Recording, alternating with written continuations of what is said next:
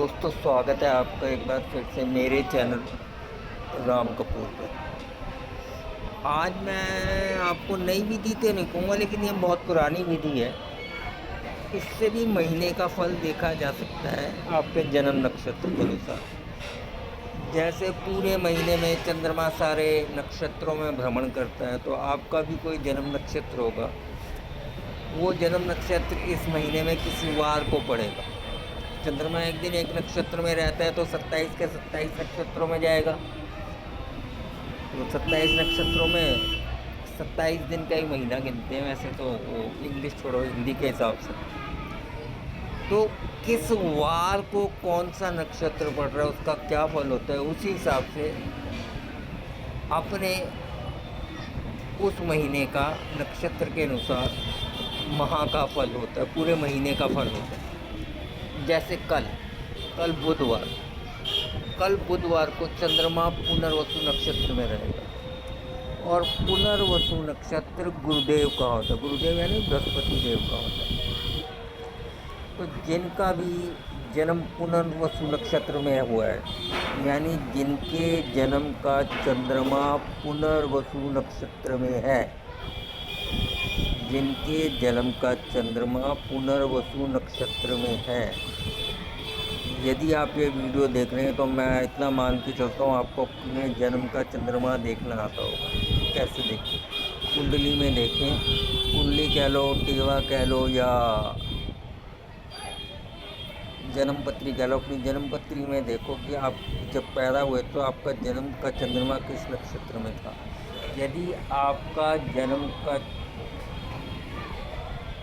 चंद्रमा पुनर्वसु नक्षत्र में है, अगर आप इस तरीके से नहीं देख सकते तो मैं एक तरीका और बताता हूँ।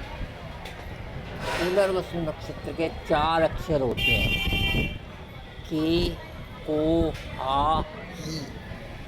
के, को, आ, ही। यदि आपका नाम इन अक्षरों से शुरू होता है, के को का भी ले सकते हैं, कमल, हरि, इससे भी शुरू होता है, तो इस पर भी आप पुनर्वसु नक्षत्र से देख सकते हैं। यदि आपका जन्म का चंद्रमा पुनर्वसु नक्षत्र में हो, या आपका नाम इन 4 अक्षरों से शुरू होता हो, तो कल जब पुनर्वसु नक्षत्र बुधवार को पड़ेगा, तो बुधवार को जब पुनर्वसु नक्षत्र पड़ता है तो उसका क्या फल होता है पूरे महीने के लिए, आप ध्यान से सुनिए। स्वाध्याय, पढ़ने में रुचि और अनचाहा भय। स्वाध्याय मतलब आप स्वयं पढ़ाई लिखाई में लगे रहेंगे, अपने आप पढ़ाई करते रहेंगे। और एक अनचाहा भय होता है, अनचाहा डर जिसे हम कहते हैं। अब अनचाहा डर क्या होगा? गुरुदेव जन्म पत्री में 5 घरों के कारक होते हैं। पहला घर दूसरा भाव, 5वां भाव, 7वां भाव, 9वां भाव, 11वां भाव। अर्थात आपको इस पूरे माह, कल जो बुध पुनर्वसु नक्षत्र लगेगा बुधवार को, उसके फल का जो अनचाह है वो क्या रह सकता है? धन से संबंधित डर रह सकता है, कहीं मेरा धन कम ना हो जाए, कहीं से आने उसकी चिंता रह सकती है। कुटुंब, दूसरा घर कुटुंब का मतलब परिवार का, फैमिली का भी, तो उससे संबंधित कोई आपको डर लग सकता है। 5वां, ये दूसरा 5वां घर आपके प्रथम संतान और आपकी बुद्धि का होता है। ये भी हो सकता है कि कोई आप बात सोच रहे हो जिससे आपका हल ना निकल रहा हो, या आपको अपनी प्रथम संतान जो बड़ी संतान है उससे संबंधित कोई चिंता हो। 7वां घर आपका व्यापार और विवाह का होता है। आपका वैवाहिक जीवन से संबंधित कोई समस्या भय लग सकता है, या व्यापार से संबंधित कोई डर लग सकता है। 9वां भाव पिता का और गुरु का होता है। वैसे गुरु का मानना चाहिए, 10वां भाव को पिता का मानना चाहिए, क्योंकि 4था भाव माता का होता है, तो उसके सामने का 7वां 10वां भाव पिता का होता है। तो हमेशा 9वें भाव से गुरु को देखना चाहिए, जिनको आप गुरु मानते हैं। या हायर स्टडीज़ का भी होता है 9वां भाव, और लंबी यात्राओं का भी होता है। इससे संबंधित आपको कोई डर या चिंता हो सकती है। और 11वां भाव लाभ एवं मित्रों का होता है।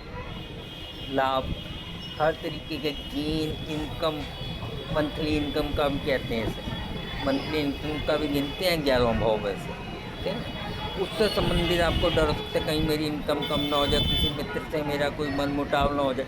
तो 2, 5, 7, 9, 11 भावों से संबंधित आपको कोई अनचाहा डर रह सकता है, जो ना होना वाला है, लेकिन आपके मन में एक ऐसा हो कि ऐसा हो सकता है। तो पूरे माह आप ऐसे भी देख के चल सकते हैं कि पुनर्वसु नक्षत्र जब बुधवार को पड़ा तो आपको क्या है फल मिला, एक स्वाध्याय पढ़ने में रुचि और एक अनचाहा भय, अनचाहा डर आपको रह सकता है पूरे माह। मैं आशा करता हूँ कि आपके ऊपर सटीक बैठेगा जिनका भी पुनर्वसु नक्षत्र में जन्म हुआ हो, अर्थात जन्म का चंद्रमा पुनर्वसु नक्षत्र में होगा। मैंने आपको 4 अक्षर भी बता दिए, अगर आपको नहीं पता उस हिसाब से भी आप देख सकते हैं। और गुरुदेव जी, गुरुदेव अर्थात बृहस्पति ग्रह जिन 5 भावों के कारक हैं, उन्हीं से संबंधित आपको कोई ना कोई भय रहे, डर रह सकते हैं, चिंता रहे। भय मतलब क्या, हिंदी का है डर, मतलब चिंता है, वरी रह सकते हैं। वरी कह दो तो थोड़ी आसान लगता है, वरी किसी भी चीज़ की हो सकती है। आशा करता हूँ मेरी दी गई जानकारी से आपको लाभ मिलेगा, अर्थात हम इस तरीके से भी पूरे महीने का फल देख सकते हैं। आप रोजाना मत देखो कि आज मेरे साथ क्या होगा, तो पूरे माह आपका ये फल रह सकता है, क्योंकि इस बार पुनर्वसु नक्षत्र बुधवार को पड़ रहा है।